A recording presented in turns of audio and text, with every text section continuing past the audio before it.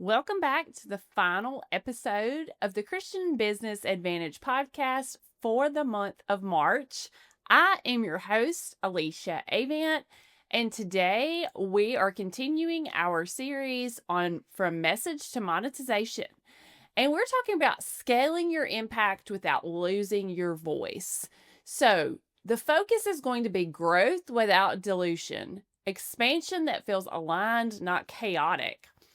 So today we're talking about what happens next. When your platform starts to grow, how do you scale your impact without losing your voice?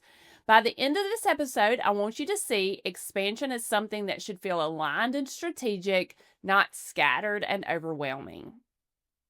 So as visibility increases in your business, as you get more opportunities, you get more ideas, more invitations, more comparisons. Some common temptations are to launch something new just because others are, to pivot your message too often, to add offers just to keep up, or to say yes to everything. But you must remember that not every opportunity is an assignment. It's true that growth isn't the danger. Unanchored growth is the danger. So don't expand your offer and confuse your audience. You have to go back to what we talked about: transformation. One transformation, multiple delivery methods. So here are some warning signs that you might be confusing your audience. Your audience can't explain what it is that you do. Your offers don't connect. Your website feels scattered.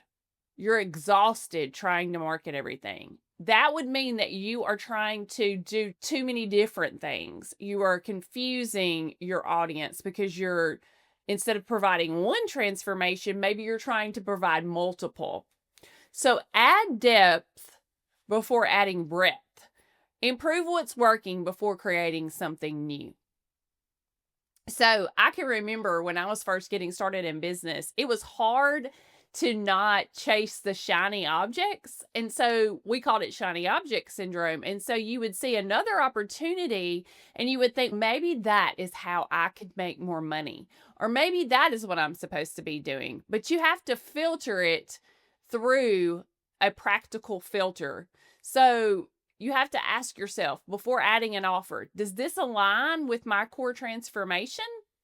Does my audience already ask for this? And will this simplify or complicate my ecosystem? Expansion should strengthen your ecosystem, not fracture it. So you have to know when adding something is smart and when it is going to break down the system. It's important that you stay rooted in your core message. As visibility grows, clarity becomes even more important. That's when you want to revisit that transformation statement. Remember that help statement, I help blank to do blank? And identify your 3 to 5 core pillars and then repeat your message consistently. Repetition builds authority. Reinvention creates confusion. So here's some examples. A speaker who is known for overcoming perfectionism shouldn't suddenly pivot to unrelated topics. An author who focuses on biblical leadership shouldn't chase trendy marketing themes unless they are aligned. Scaling doesn't require a new voice. It requires a clearer one. So when should you add something new and when should you not? Think like a CEO.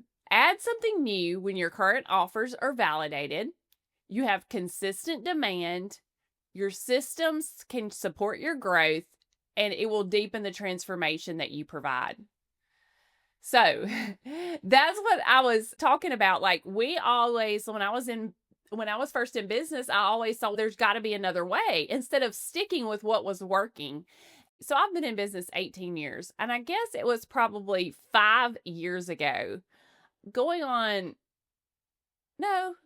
guess 5 years ago, maybe 6, that I decided, hey, instead of trying to reinvent the wheel or trying to make something work, I had a portion of my business, I had different sections, and I had a portion of my business that wasn't working. Like I was making zero ROI on that portion of my business, but I kept trying and kept pushing to make it work.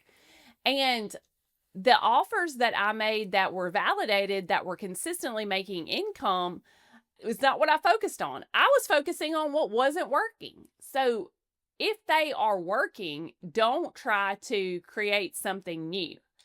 So here's when you don't want to add something new. When you're bored, sometimes we just get bored.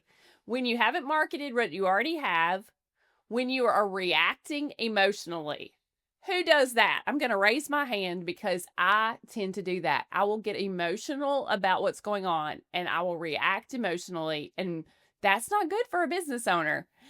And when you're avoiding refining your systems. So sometimes you just need to make sure your systems work.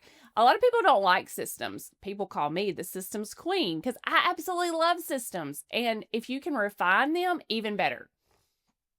So sometimes the next level isn't something new. It's doing the same thing better. How can you improve what you're already doing?